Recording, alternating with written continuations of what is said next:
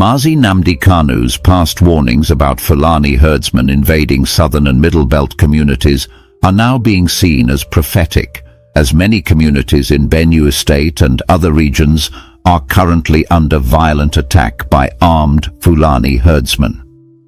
Many critics have criticized the Nigerian government's double standards, saying the military quickly responds to Igbo or Yoruba agitation, but ignores Fulani terrorism, only taking action when citizens defend themselves.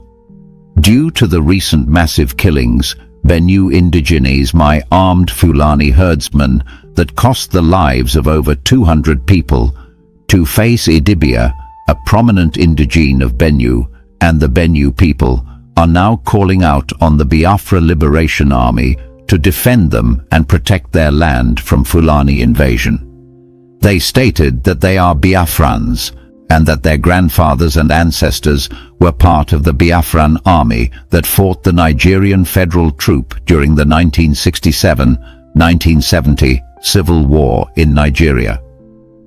They stated that they can no longer rely on a federal government of Nigeria and the Nigerian security forces for protection because they have been compromised and currently working for the Fulani agenda. They called for unity among all ethnic groups, like the Igbo, Yoruba, Ijaw, and others, to unite and confront the growing threat of terrorism and displacement caused by Fulani herdsmen and alleged foreign-backed attackers. A critic emotionally described how entire villages in Benue state have been overrun, people massacred, and communities destroyed, while the Nigerian government remains passive or complicit. The critic emphasized that during his childhood, Fulani herdsmen were peaceful, only carrying sticks and respecting farmland boundaries. But today, they come with weapons, kill residents and take over land without consequences. The critic lamented that many attackers are foreigners allegedly smuggled into Nigeria with support from internal collaborators, and that communities are being systematically emptied of their indigenous populations. He stressed the urgency of national unity and called on every stakeholder, governors, politicians, religious leaders, and citizens to act immediately, insisting the time for mere condemnation is over and serious resistance must begin. He described the crisis as a national emergency, stating he is overwhelmed with sadness, anger, and frustration due to the repeated attacks and the government's inaction or involvement. The critic praised Mazi Nnamdi Kanu for his foresight and courage, claiming that people who once mocked him are now witnessing the truth of his warnings, and hinted that only groups like the Biafran Liberation Army are ready to truly defend the people. The voices coming out of Benue state have changed in both tone and direction. What was once a land of rich cultural celebration, quiet farming communities, and strong ancestral pride has now become a land scarred by fear, pain, and a desperate cry for protection. The recent call by innocent Uja Idibia, popularly known as Two-Face Idibia, one of Benue state's most celebrated sons, has brought a new and emotionally charged dimension to Nigeria's growing internal conflict.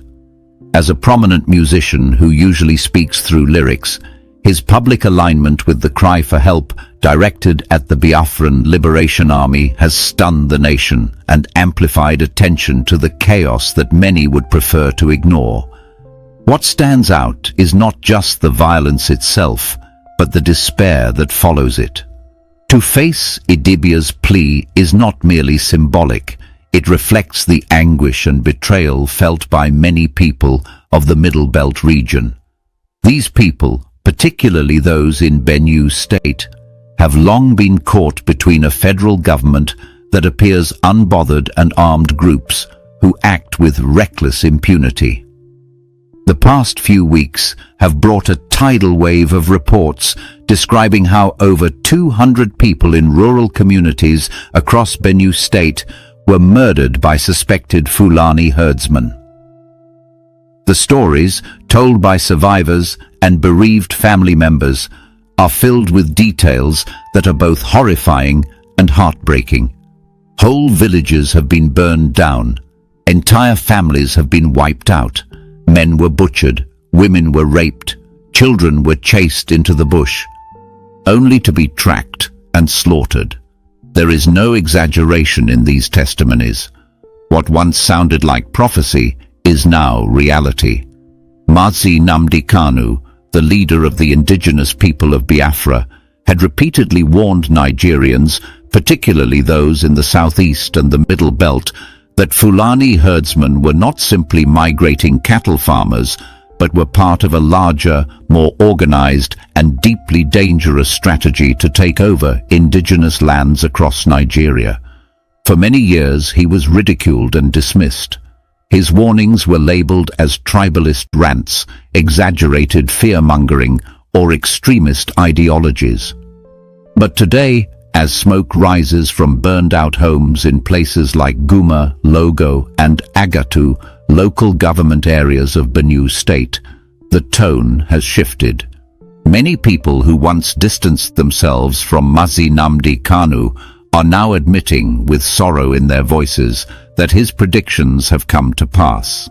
They are now acknowledging that his calls for Biafran self-defense were not rooted in hate, but in survival. In this atmosphere of betrayal and violence, the call to the Biafran Liberation Army by the people of Benue state is both symbolic and tactical.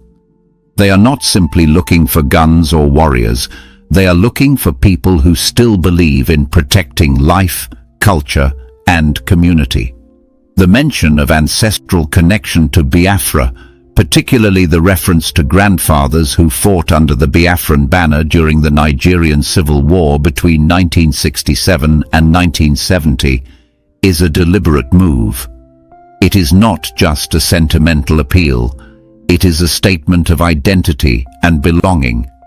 The people are saying, in essence, we are not strangers to Biafra.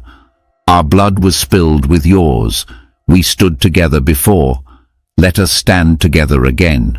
The Nigerian government's reaction, or rather its lack of consistent, timely reaction, has created a vacuum. Many critics have pointed out the double standard in how security forces respond to national threats. When young Igbo men protest peacefully with Biafran flags, the military arrives with armored tanks, helicopters, and lethal force. When Yoruba youths call for regional autonomy, they are quickly labeled as threats to national security. But when Fulani herdsmen invade towns, kill hundreds, and destroy property, the response is silence or blame shifting. In some cases, government spokespeople offer vague condemnations, while in others, they deny the scale of the atrocities. There is a growing sentiment among many Nigerians that this silence is not accidental.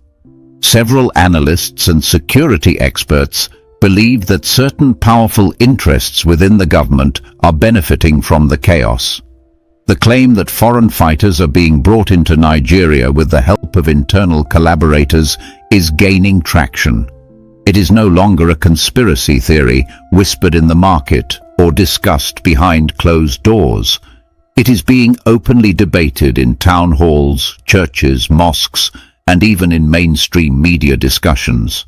The belief is that these foreign militants are being settled in strategic parts of the country in preparation for long-term territorial control, all while the indigenous people are either killed, chased away, or rendered homeless.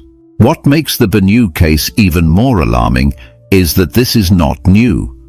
This state has experienced multiple waves of attacks in the past.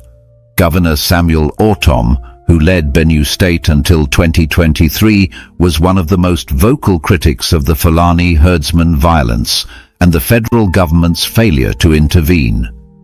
He was even attacked by gunmen in what many believed was a politically motivated assassination attempt.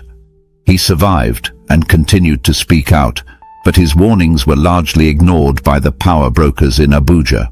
What has changed now is that the people are no longer waiting for government solutions. They are turning to alternative forms of protection. And in the absence of trust in Nigerian military forces, groups like the Biafran Liberation Army are being seen as a better option. Whether this development will lead to a new kind of alliance between Middle Belt communities and Biafran fighters is still unfolding. But the shift in loyalty is clear. For people who are burying their loved ones every week, the difference between Biafran fighters and Nigerian soldiers is no longer ideological. It is practical. One group is seen as protectors, the other as either indifferent or complicit. The emotional appeal from Benue citizens is powerful. One critic who preferred not to be named gave a deeply moving account of his village's experience. He explained how his once vibrant community has been turned into a ghost town.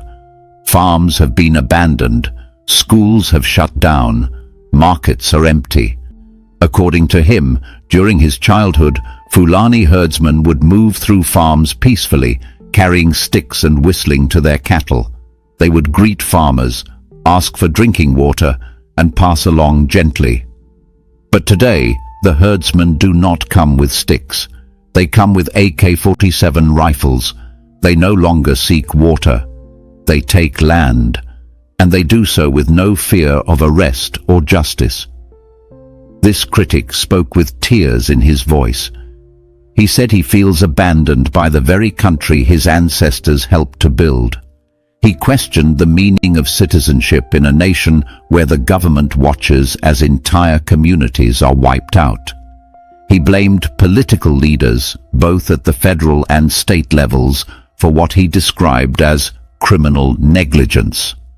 But more importantly, he called for collective action. He pleaded with governors, senators, religious leaders, traditional rulers, and civil society organizations to stop pretending that these attacks are isolated incidents. He described the situation as a national emergency and insisted that the time for empty speeches is over. This plea is not just about protection. It is about dignity. It is about belonging. It is about being heard. The people of Benue, and by extension many others in Nigeria, are tired of being statistics. They want their humanity to be acknowledged. They want the blood of their children, their mothers, and their fathers to mean something. They want to see justice, not just in courtrooms, but in the streets where the blood was shed. The larger implication of this call to the Biafran Liberation Army is that the national identity of Nigeria is now being questioned in places that once proudly carried the Nigerian flag. If people in Benue state are identifying as Biafrans, not out of ideology, but out of necessity, then something fundamental has broken in the national fabric. These are not young, restless radicals. These are elders, women, and community leaders, people who once voted in elections and believed in democratic processes. But after decades of violence, displacement, and silence, they have come to believe that survival is no longer about elections, but about alliances. The Biafran Liberation Army, although controversial, is being viewed as a group that can provide the kind of community-based defense that Nigerian police and military forces have failed to provide. Whether this group will heed the call and how such an alliance would unfold remains to be seen. What is clear is that many people, including Idibia, have crossed a line that once seemed impossible to cross. And in doing so, they are raising deep questions about who is truly responsible for protecting the people of Nigeria. At the center of all this stands Mazi Nnamdi Kanu. His voice, once silenced by prison bars and court restrictions, now echoes even louder than before. The events in Benue have vindicated his years of warnings. Whether people agree with all his methods or not, they can no longer deny the truth of his message. He predicted this pattern of violence. He He warned about the Fulani expansionist agenda. He talked about foreign militias being smuggled into Nigeria under the guise of herdsmen. He called for ethnic groups to unite in defense of their lands. And today, those same messages are being repeated not just in Abia or Anambra, but in Benue and Plateau and Taraba and Nasarawa. What happens next will depend on how Nigerian leaders respond. Will they continue to pretend that the nation is not bleeding, or will they admit that the nation is in danger and that the people are organizing themselves because the state has failed? The answer to that question may determine whether Nigeria remains one nation or becomes a federation of armed communities. But for now, the people of Benue have made their position clear. They are not begging for handouts. They are not asking for sympathy. They are crying out for survival, and they have turned to those who are willing to fight for them.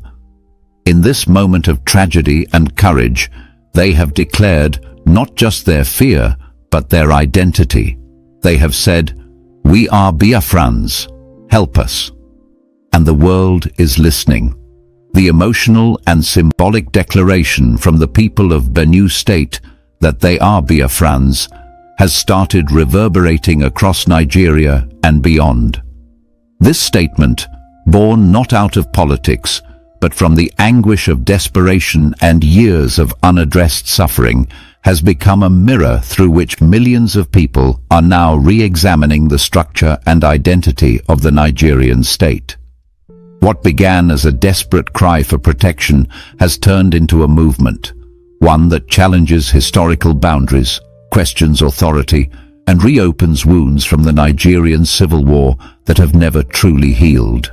As days pass, more details continue to emerge about the nature and scale of the atrocities committed against the people of Benue State by suspected Fulani herdsmen.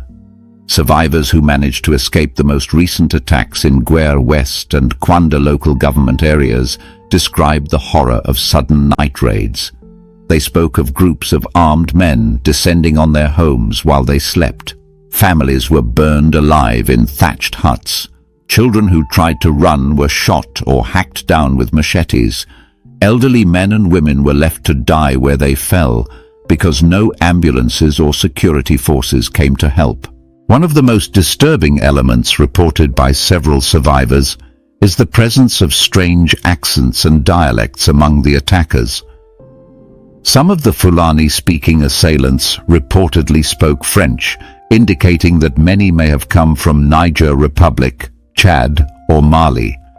This matches claims made by security experts and community leaders who insist that a quiet invasion is taking place, an invasion involving foreign mercenaries brought in to occupy and dominate Nigerian land, especially in areas where local resistance is weak or non-existent. A former lawmaker in Benue State, speaking anonymously for his safety, described the situation as a slow-motion genocide. He said that international human rights organizations and foreign governments must begin to pay attention to what is happening before it becomes too late. He accused certain elements within the Nigerian government of deliberately suppressing information about the scale of the violence in order to avoid international backlash.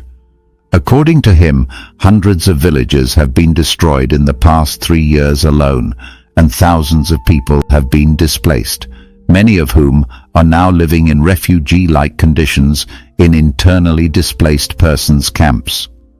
These camps are in horrific condition. In many of them, there are no toilets, no clean water, and no functioning clinics. Diseases spread easily among the children, and malnutrition is widespread. Many displaced persons told visiting journalists that they feel like prisoners in their own land. They have no means of rebuilding and no access to their ancestral farmlands because the Fulani militias now occupy those lands. Attempts to return are met with fresh attacks. A woman named Ngozi Ikor, who fled from Se Abaji village in Guma local government area, narrated her own ordeal. She lost her husband and 2 children during an early morning attack. She ran barefoot for several kilometers into the bush, clutching her infant daughter. Today, she lives in a makeshift shelter constructed from wood and old tarpaulin. Her eyes carry 1,000 stories of pain. When asked what she wants most, she replied, "I want to bury my husband in peace. I want to go home, but they will kill me. If Biafran people can protect us, let them help us. Nigeria has forgotten us." Statements like these are no longer isolated. On social media platforms such as X, Facebook, and YouTube, more and more citizens of Benue state and neighboring regions are voicing support for an alliance with the Biafran Liberation Army.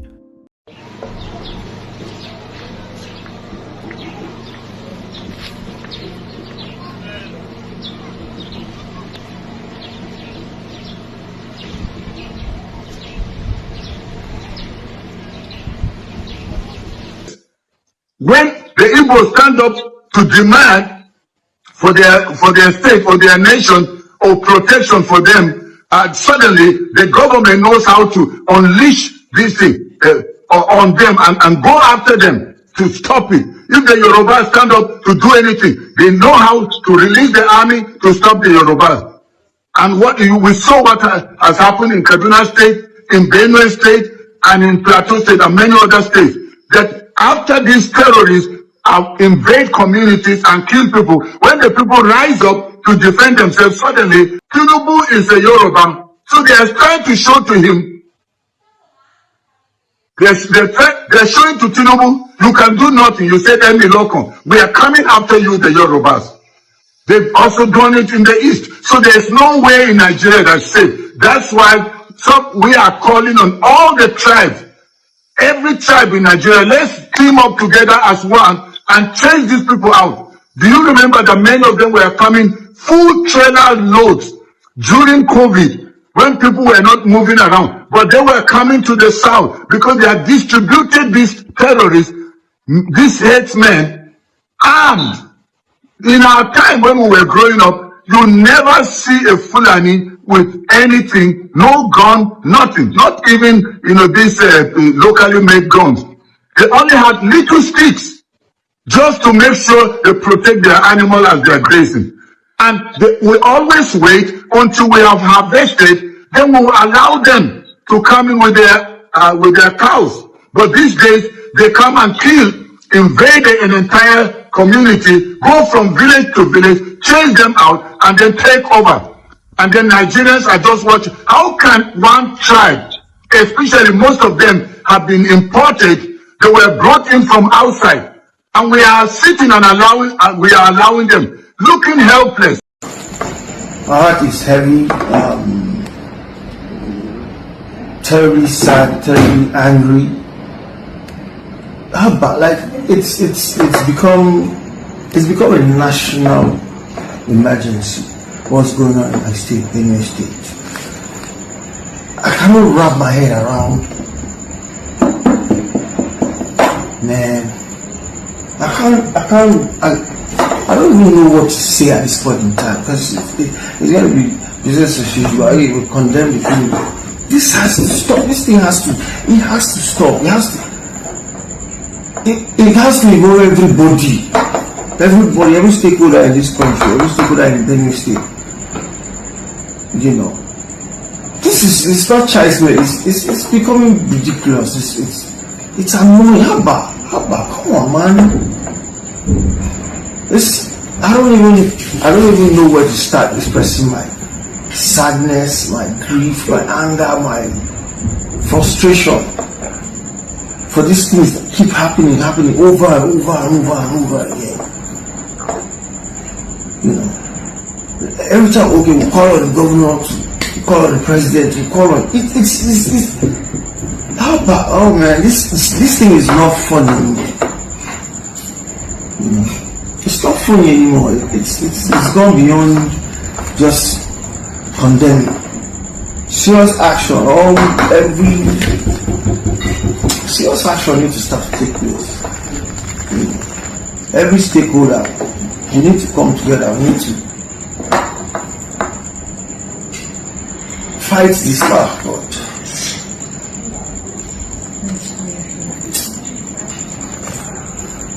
We just need solution be.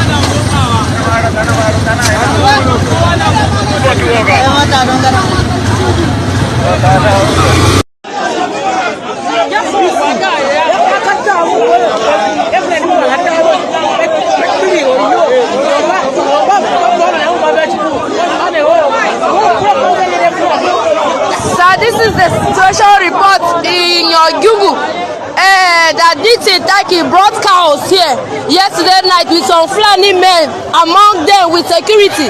So this is the situation report in your Google now. Well, we are scared of this thing that is happening now. In Makodi, Sister look at chaos in Makodi.